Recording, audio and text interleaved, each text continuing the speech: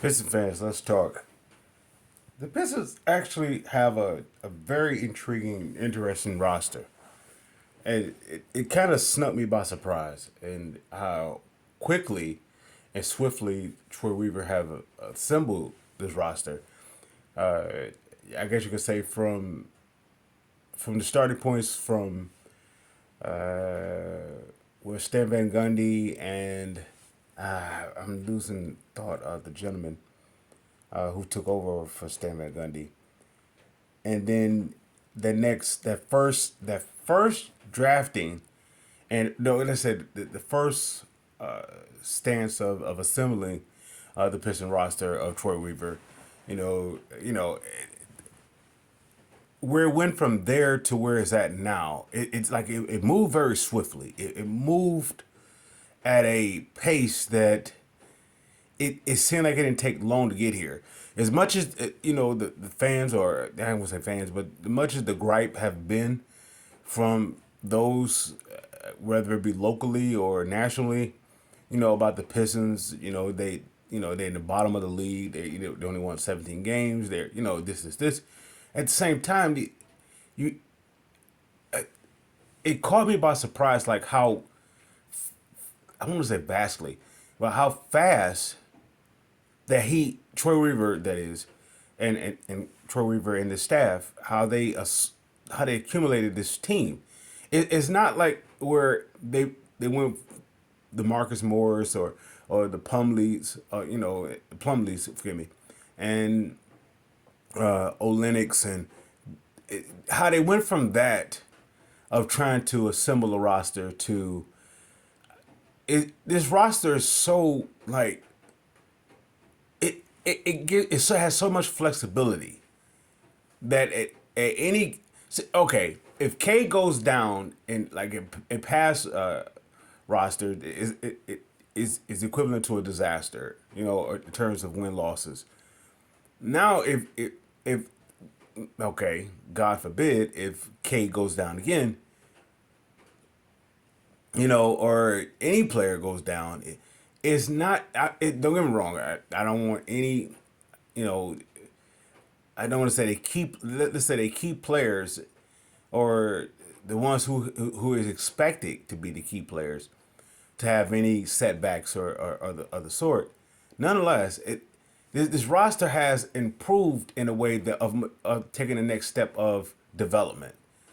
And there's one guy in particular that I totally forget about that he's actually on the team, and he actually can make an immediate. Yeah, I'm going to say it this way. He's going to make an immediate impact of improvement. I'm not going to say he's going to be most improved player of the league, let alone the most improved, Pistons. But I forgot about Livers. I totally forgot about the Livers. I forgot that he's on the team. He's a quiet guy, and with all the shuffling that they did, they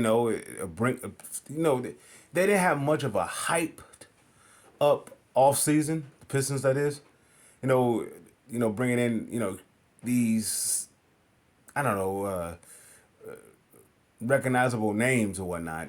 But when they made the trade for Monty Morris and, excuse me, and Joe Harris, all right, you kind of see what they're doing. At the same time, it's not really what you, as I guess as a fan, what you really want to hear. You want to hear, okay, the major teams is making bold moves for those bold players, but at the same time, you have to take in consideration they have, you know, the trading pieces to make those type of, moves, and you know, you know, they have something that the other team wants. It's an even trade, so to speak.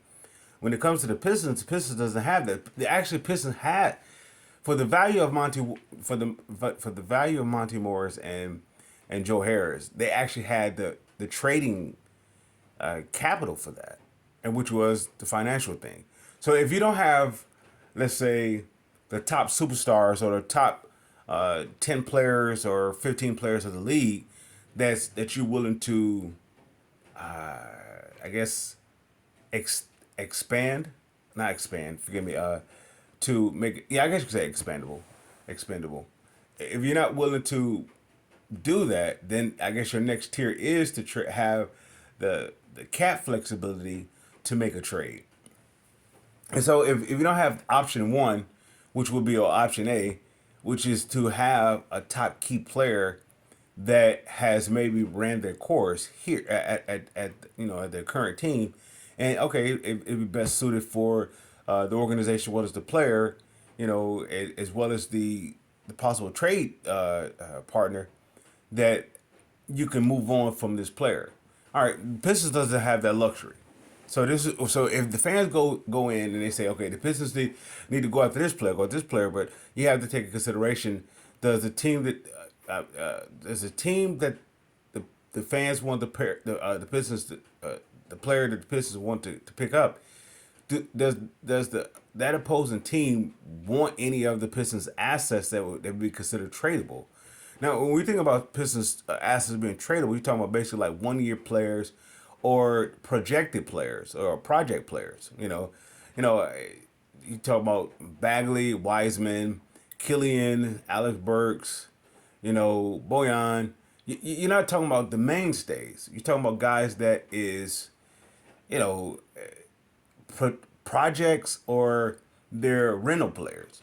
And so no team really want that unless they're looking for, like I said, that second option when it comes to trading, which is cap flexibility. Now you're talking about a team that is okay. They run with their marquee players or they key contributors, that's making a decent amount of or I say what there was this I don't want to say cogging, but I will say that they have a nice amount of tied into the cap, and that team may be looking to extend. Forgive me, expand. I keep saying expend, and they may looking to move on from that player. Say such as a player like Zion Williamson. Now, if he goes into it this year, let's say unhealthy, I believe he will become expendable. Now that guy is we're talking about maybe top if he's healthy and active and so forth. You can say top 15 player, right? In all NBA, top 15 player. And with that, look at his salary. So you would say he's the top of the league in those category as a, like I said, as a talent, as a as youth, or not hitting it, not really touching their prime yet. And then you're talking about the top of when it comes to salary. So that guy, if New Orleans was looking to let him go, they'd be looking to let him go for the sake of cap flexibility, as well as getting something back in return. They may want something back youthful, and of course you're talking about the money matching out and so forth, and or even talking about draft picks or some kind of compensation with that. So I guess what I'm saying is the way Troy Weaver assembled this roster, he did it in a very don't want to say shrewd way, but he did it in a way that it's like wow, it went up under the nose. He did it. It doesn't seem like it took as long as it. No, how can I say it? It seemed like it should. The process of developing this roster should be still be extending, and actually it's not. It has progressed. It has taken the next step forward. And I say that to say hint about a very specific player that goes hidden or that is up under the radar. And talking about Isaiah Livers, this guy, I when I hear all the talk about all the different players on this team, and it goes into the Pistons historically or Pistons history, how when their teams are in the process of progressing and getting out of the bottom and they start to ascend. Now remember when the Pistons were 32-50. Remember when it was 32-50. And you're talking about the Michael Curry, Mikey Moores, let's see. I don't know, was Owens Billy Owens on that team? I'm not sure. Or Cedric Wallace. I but I remember Montrose being on that team, Stackhouse being on that team.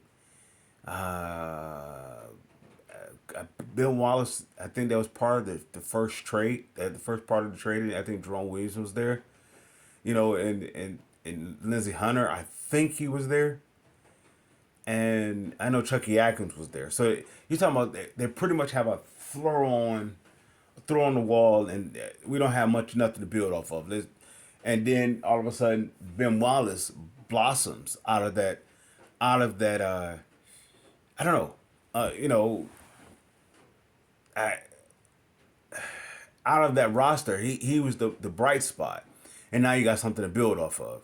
And I want to say is the Pistons are still looking for that guy, in the midst of all the potential players, in the midst of all what they have in developing, and even the process, or even uh, the speed of, or how swift and quickly that Troy Weaver have assembled this roster. They still don't have the guy that they I don't want to say is a guarantee, but more so have solidified their spot as this guy that you can just build off of. There is optimism, there is potential, of course, and then there is the possibility that one of these guys, or a few of these guys, can stand out to be that guy. But it is on the table. It's on the table for anybody to be. I don't want to say the face of this team, but I think legitimately, I'm gonna say I think I'm gonna say I know. I know going into this year, for the first time in Piston history, I believe you really have to consider the 5 man, or to say, feel me, the 10 man roster as like the one guy that you will build off of. So if you have Isaiah Thomas, you have Ben Wallace, right? I we Some of us may have designated the likes of Cade because he was number one overall, and it's I guess it appears to be the best talent on the team, I guess. But even with that, that's not proven, because it's a health situation.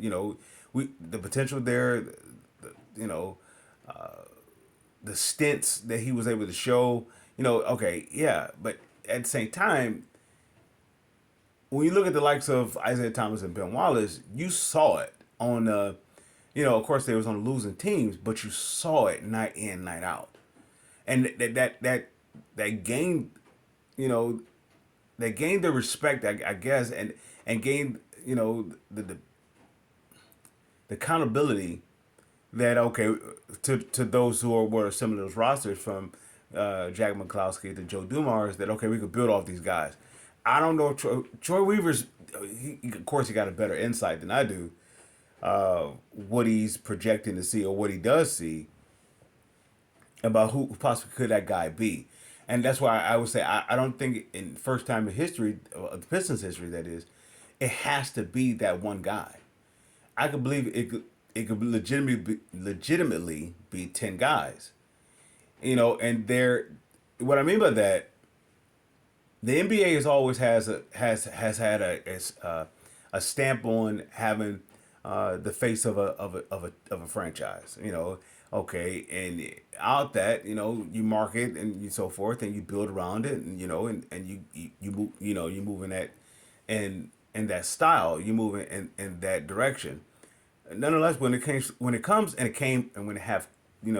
it came to the Pistons, they are, excuse me, they would have always done it. Would have always done it. They have always done it. In this Pistons type way. That okay, we have the Isaiah Thomas, we have the Ben Wallace, but at the same time, even if I have Isaiah Thomas and a Ben Wallace, they're like the X factors when it comes to those playoffs, and going to the championship runs and being contenders. They were like the X factors. The guys that you had to focus on was those 9 other guys. You had to focus on the Joe Dumars, the Vinnie Johnsons, the John Salads, the Dennis Rodmans, the Mark McGuires, the James Edwards, the Bill Lambiers, the Rick Morris. You had to focus on those guys. You really had to focus on those guys. So the X factors is actually the superstars. All right. So with that being said, Isaiah Livers is still the guy that I forget that he's on the team. So he's. I was listening to. I believe the gentleman is. I think the podcast is. Pistons content. It was Locked On Pistons podcast, and he was giving his take on his possible, you know, lineups, or starting lineups, or he's throwing it out there, and I thought it was going to take a little bit of a different direction, but he pointed out one, and he pointed out Isaiah Livers in the starting lineup, and when he mentioned it, I like, wow, Isaiah Livers is on this team. I totally forget, and I've forgotten that he's on this team. Cause okay, when okay, with Ivy, what he showed in the first year, and you're looking for him to extend, or to expand. Forgive me, not extend, to expand. Uh, on that, all right. So he's somewhat of a focus. Then you look at, okay, at the very least of all the players on the team, you look, okay, say you look at the likes of a guy like Killian Hayes. Now, when I'm speaking about when I and how can I say this?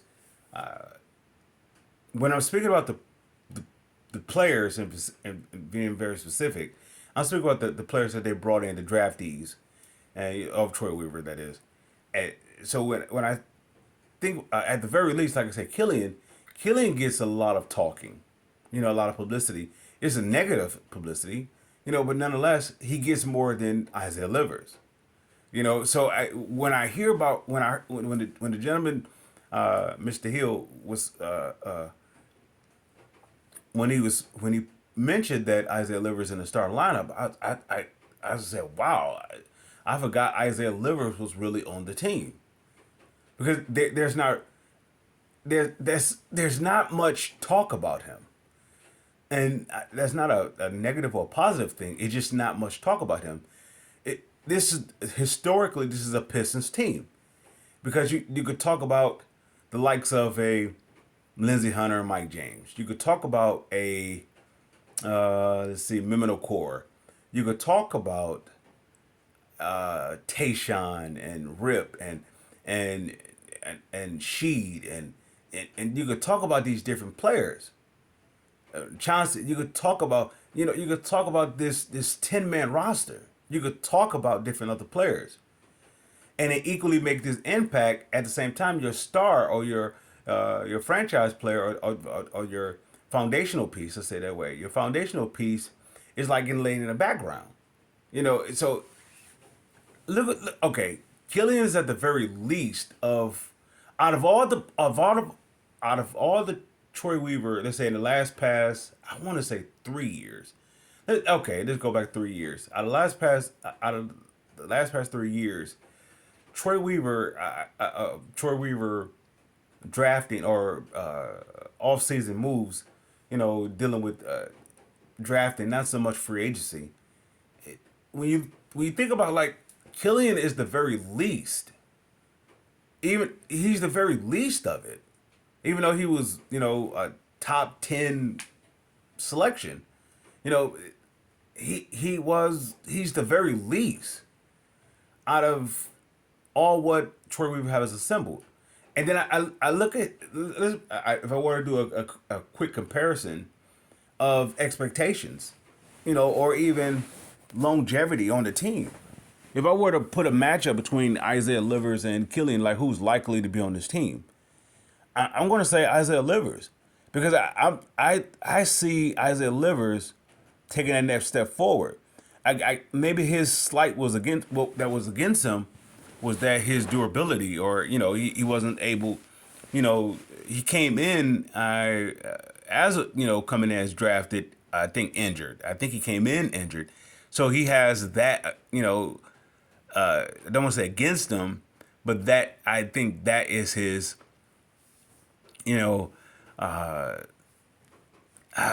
Sick. I don't want to call this. How can we say it? I don't want to call it a reputation, but that is what is on him. That's what's attached to him. Is that his health? When it comes to the likes of Killian, It's not health. It's just that he's not available.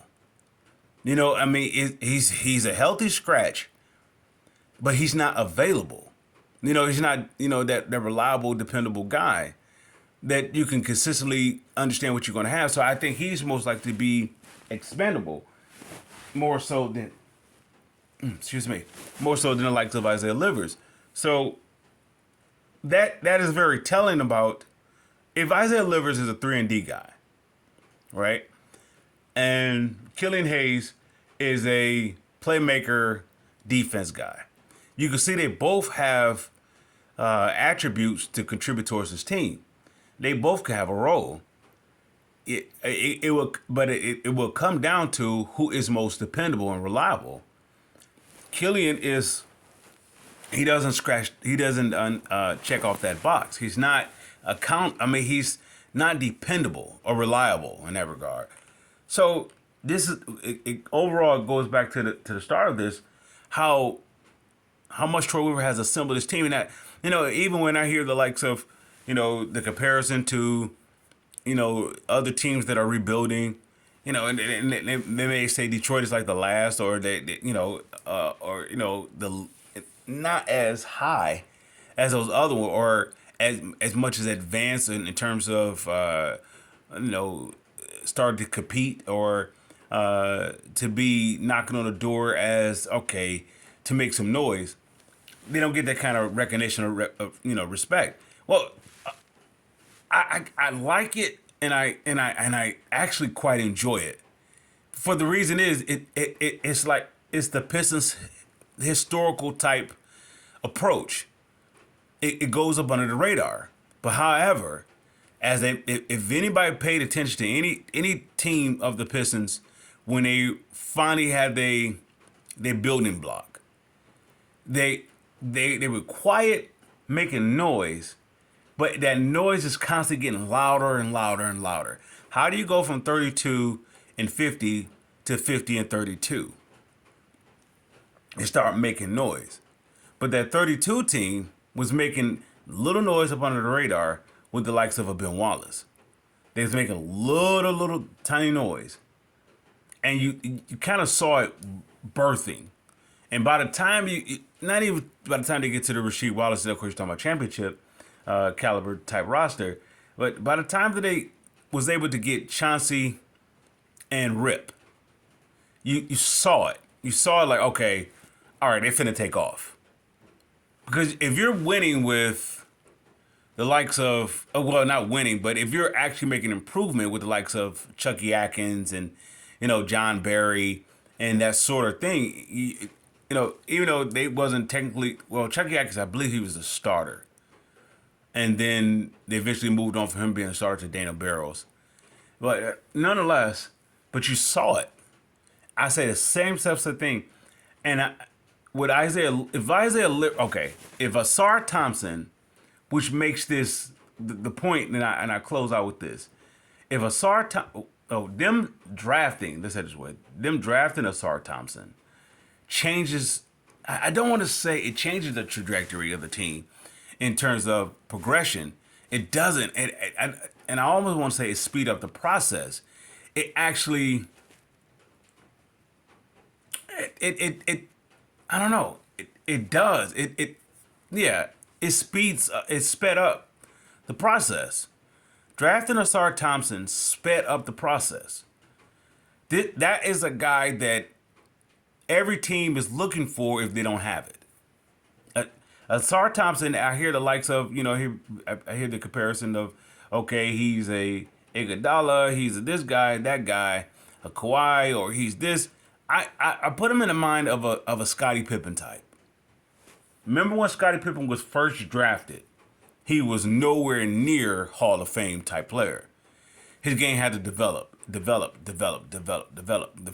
one area that he had to learn how to do was to complement Michael Jordan first and foremost. Once he's able to do that, that's okay. If Michael Jordan's going to be a scorer, that mean he has to score, but that mean he has to be a reliable scorer, right? That mean he has to be the marksman or the marksman, or the lights out guy of a John Paxson, or B.J. Armstrong, but nonetheless, he has to be able to knock down a jump shot.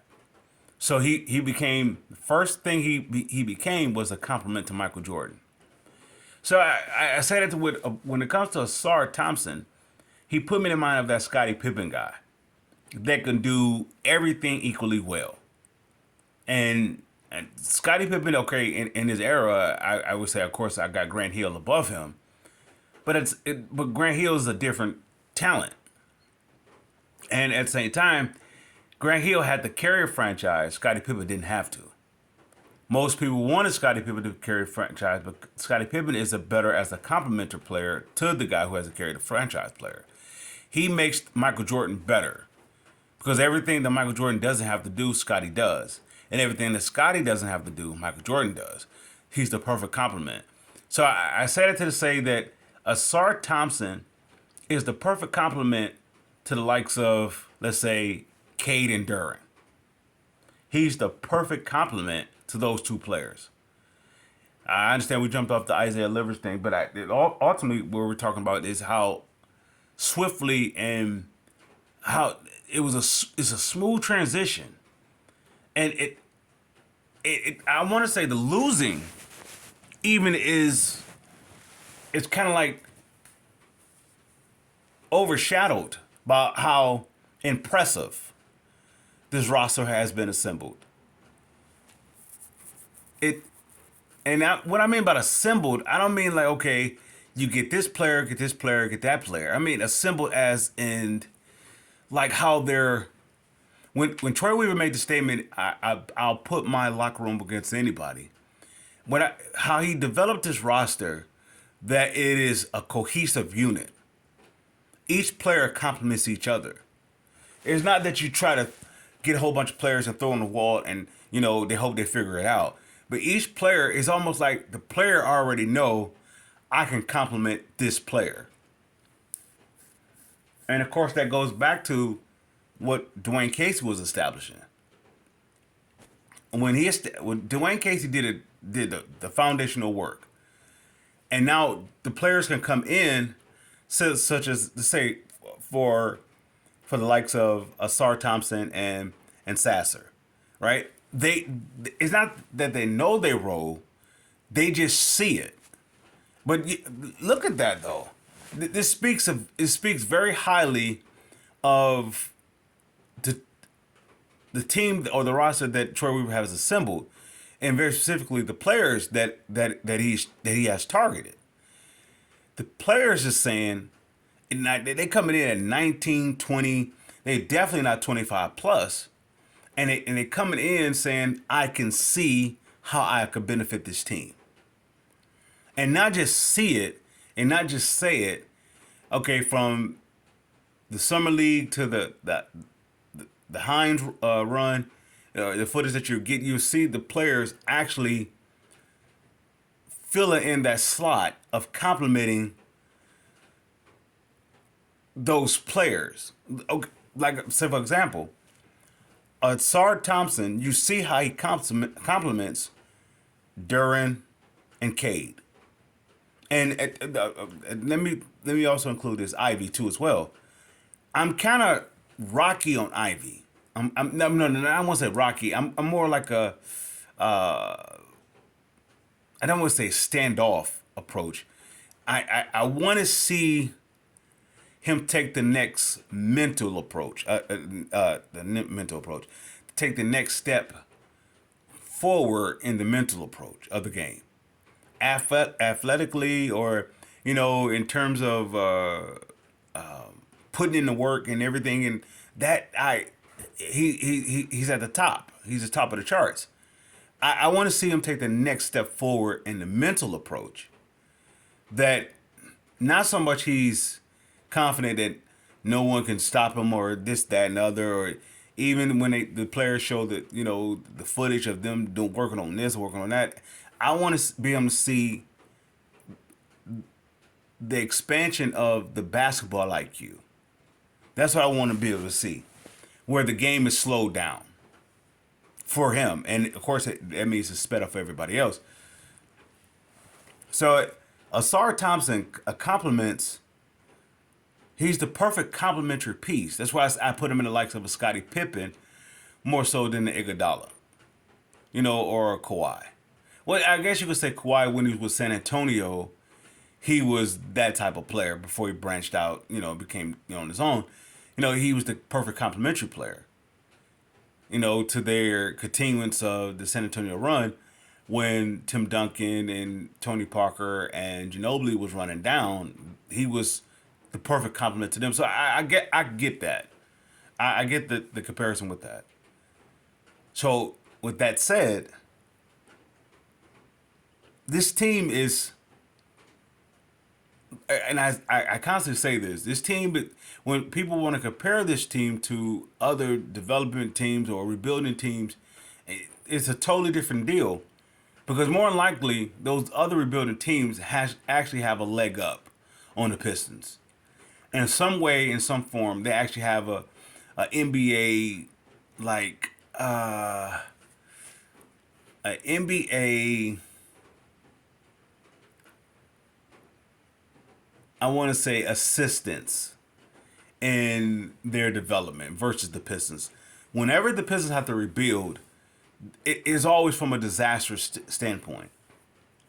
So and they never get any initial help from the NBA. Whenever the Pistons have to rebuild, or when they have rebuilded their team into from the bottom to contenders or contention, they never was ever was had any assistance from the likes of the NBA, whether it comes through free agency or drafting or this or that. They never had any initial help. But when you think about these other franchises, like say for example Houston Rockets, or you're talking about Toronto or Indiana, or you're talking about any of they'll get initial San Antonio and any Orlando's very specifically Orlando, OKC. Let's say it this way: Orlando, OKC, Houston got initial leg ups from the league. Initial leg up. The Pistons don't get that. In other words, they get pinned up behind the A ball, and they have to do it a different way. But if the Pistons fans were to look at like the quality of what they have assembled, it's a beautiful masterpiece. And so one of the pieces to this puzzle is Isaiah Livers that I've forgotten that he was on this team. With this off season alone of the players that they have brought in here, it talked a little bit more. It's talked well. The player Joe Harris has talked about more so than Isaiah Livers. Alec Burks or these guys that you're not expecting to be here for the long haul, that we would call those rental players. Nonetheless, you don't hear much about Isaiah Livers. You talk more about Killian Hayes and his deficiency or his inconsistency or, should he be on the team or not, than you do for the likes of a guy who should be on the team. The only scratch against him is that it is his health. And that's in Isaiah Livers. And that's interesting. That's it's very telling of his roster. But with that said, I close it out with that. Pistons fans, salute.